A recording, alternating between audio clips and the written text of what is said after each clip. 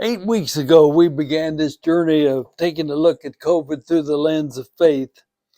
And this journey has probed not only the conditions that COVID caused, also the conditions that were intensified, the conditions about which we became aware during COVID.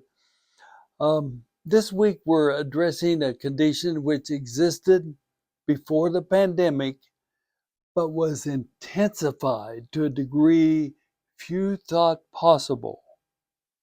That is the prevailing value of our life together in the United States today. That is narcissism. Now, narcissism is the value of selfishness. That which matters more than anything else is what is best for me. Narcissism is individualism. That which determines decision making is that which is best for the individual. That's more important than what is best for the family, community, or nation. Narcissism is self-centeredness, that I am number one, I am the center of the universe, and others, family, and everybody else exist to serve my needs. That's what narcissism is. I remember vividly my own introduction to this value. It had to be 50 years ago. I was read about this book, and the title was something like "Our Narcissistic Age." I forget the book. I forget anything except that word was in the title. I was so dumb. This was a new word for me. I looked up the word in the dictionary, a small dictionary that I usually used. Um, the word was not in it. Then I looked up the meaning of the word in my big unabridged dictionary, and there it was. And for the past 50 years, I've been a journey of personally being caught up in narcissism myself and watching the church, which I love, move to an individualistic understanding of faith to the exclusion of community. Education, which I love the journey, protecting the rights of individuals rather than what is best for all. And government at all levels moving from what serves the common good to what benefits a few, often determined by economic or social status. It sort of is represented in a hymn that we do not sing often. It's entitled Unsettled World, where money rules and greedy systems call the tune. For strength to keep our values straight, we come with trust in you. Unsettled world where angry poor from grinding need at affluence stare, with tears and thirst for truth and right. We come to you. That's the consequences of narcissism and people of faith turning to God for an answer.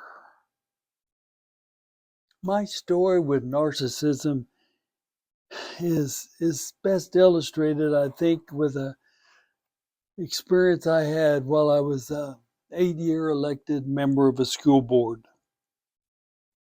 In the midst of policy review, we had a stack of papers of policies concerning student behavior, and we came up with one sentence that looked like it would cover everything in that stack. And this sentence was, every student has the right to learn without being interfered with by the behavior of another student. Well, we thought we had a winner. We went to the State Association of School Boards. We went to the Kansas State Department of Education. We went to legal counsel. And every step of the way, we got a green light. We think you've come up with something that can handle every situation and be applied fairly. And so, with a great deal of confidence and misplaced pride, which is often the problem with elected bodies, we proposed this policy change to the district, and wow, did we get clobbered. I mean, why? Because we were denying the individual rights of students whose right to act and behave prevailed over the rights of others to learn. This experience revealed to me that narcissism was becoming entrenched in every corner of our culture at all costs. The group must sacrifice what is best for all for the sake of one. Now, it's my observation that the dynamics that occurred during COVID has lifted the value of narcissism to the pinnacle of the determining values in our life together. For example, whether to wear a mask or to be vaccinated was not based on any other value than what was best for me. Regardless if you mask or vaccinate or not, it was what was best for me. But we marveled in response to other cultures as everyone wore masks and everyone were vaccinated. What was the difference? Oh, we looked and we thought, oh, those people are weak. Those people are compliant. But you know something? These cultures made decisions not for the sake of the individual, but for the sake of others.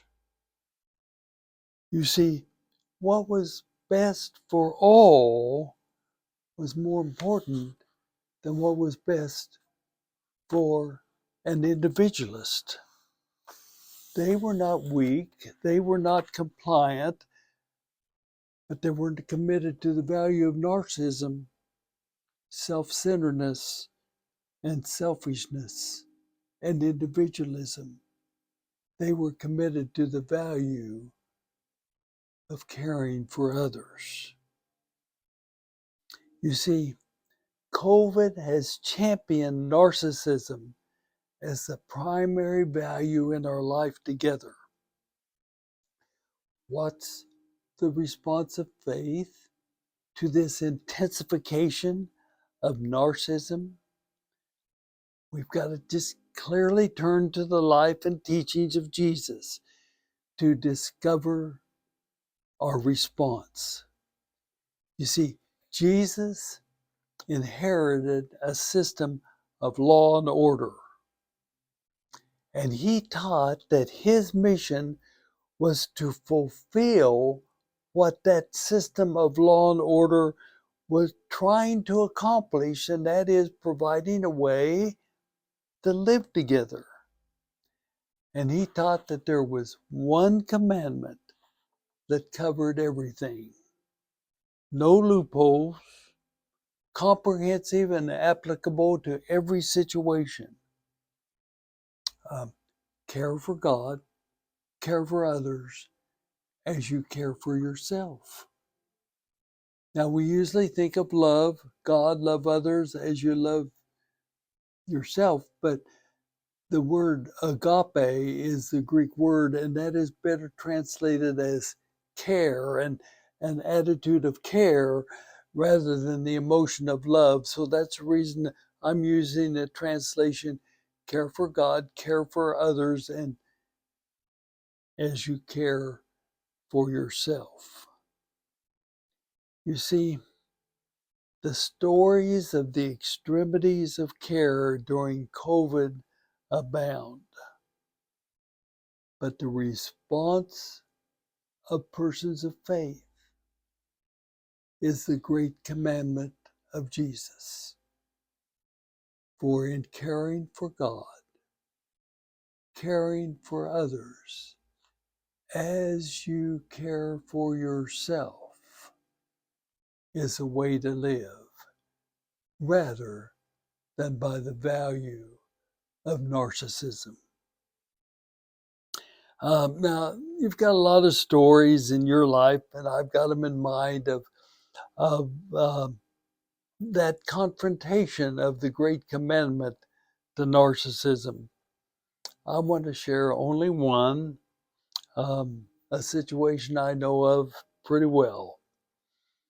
Grandma lived 1,500 miles away. The grandson took his family every year to visit her.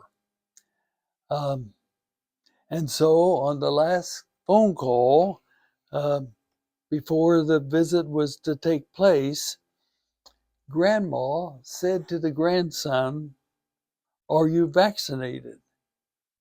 And the grandson replied, "Oh, my wife is, my kids are, but I'm not." And Grandma paused and replied, "I'll be glad to see your family. They can stay with me as usual, but you'll need to stay in a motel." The call ended. The grandson was countered with his grandmother's value of living for others, not oneself. He was a rugged individualist and still is in a lot of ways.